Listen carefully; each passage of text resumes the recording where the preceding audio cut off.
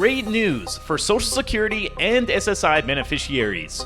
Hopes are running high that Congress could act to update asset limits for SSI recipients for the first time in more than 30 years.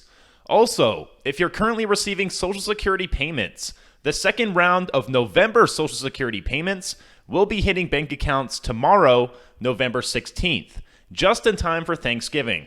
So make sure you look out for that. What's going on, my friends? Josh Baldwin here from Mad Money Millennial, bringing you the latest news and most straightforward information out there for those of you on Social Security, SSI, SSDI, and SNAP or EBT benefits.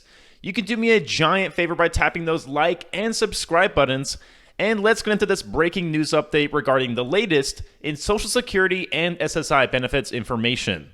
This information changes on an almost daily basis, and it's my job to keep you informed with the latest updates. So make sure you watch every single video and watch all the way through so you don't miss out on the most current information. Disability advocates are pressuring lawmakers to include a bill known as the SSI Savings Penalty Elimination Act in a broad legislative package that's expected before the end of the year.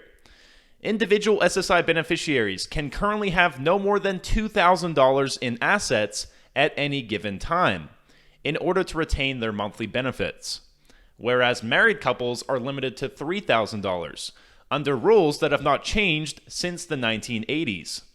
However, under a bill introduced earlier this year by U.S. Senators Sherrod Brown and Rob Portman from Ohio, those limits would increase to $10,000 for individuals and $20,000 for married couples. And SSI's asset limits would be tied to inflation to ensure that they keep pace in the future.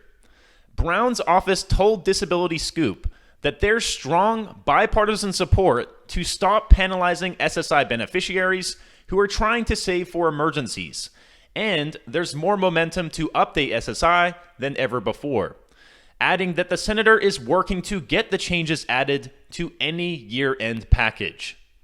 One factor that's helping to increase lawmakers' appetite to address SSI asset limits is inflation.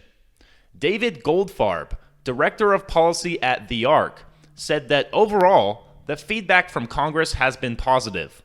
Particularly with inflation, more people are sensitive to how low the asset limits are, and the fact that they have not been updated since 1989. With costs for food and other necessities soaring, monthly SSI benefits are set to rise next year by 8.7%, the largest increase since 1981. Still, that will bring the maximum federal SSI benefit for individuals to just $914 a month. And without any adjustment to the current asset caps, people with disabilities who rely on SSI will remain hampered, according to advocates. Goldfarb goes on to state that raising SSI's asset limits is long overdue. The cap of $2,000 for individuals and $3,000 for couples is a major impediment to ensuring quality of life and traps people in poverty. Goldfarb said he expects that prospects for raising the asset limits will hinge on the final results from the election earlier this week and how big a package lawmakers ultimately wish to pass before the end of the year. More than 7 million Americans receive SSI, many of whom have disabilities.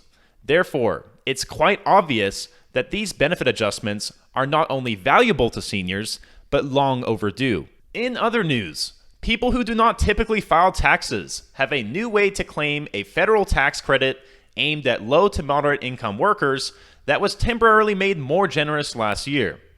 GetCTC.org, a simplified filing tool, was updated on Wednesday to include the Earned Income Tax Credit.